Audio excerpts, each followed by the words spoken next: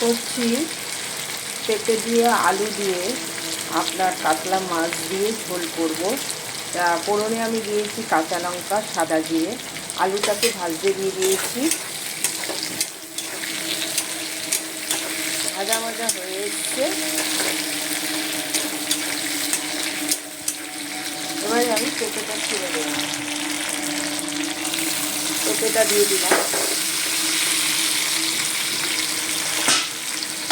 নাড়বো।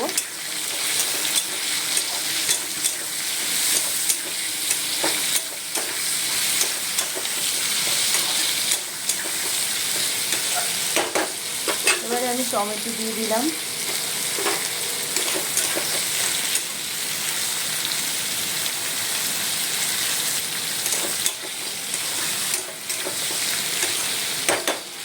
আমি ঢেকে দেবো।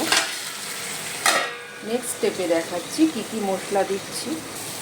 আমি মশলা দিয়েছি হলুদ, পেঁপে আলু দিয়ে পেঁপে দিয়ে মাছের ঝোলে দিলাম হলুদ, নুন, জিরের গুঁড়ো, ধনের গুঁড়ো আর লঙ্কার গুঁড়ো।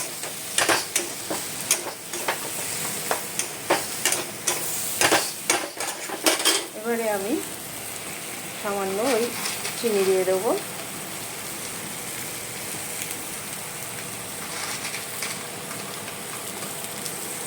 সামান্য চিনি দিয়ে দিলাম। এবার নাড়বো।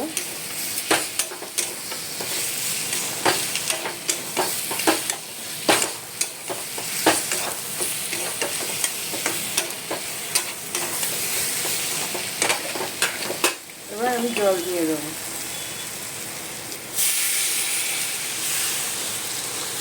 জল দিয়ে দিলাম।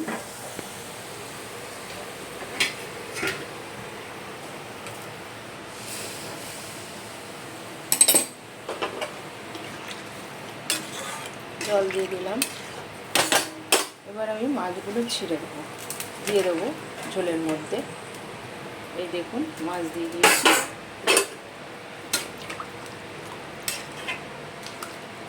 ঝোলটা হলে আপনাদেরকে দেখাচ্ছি।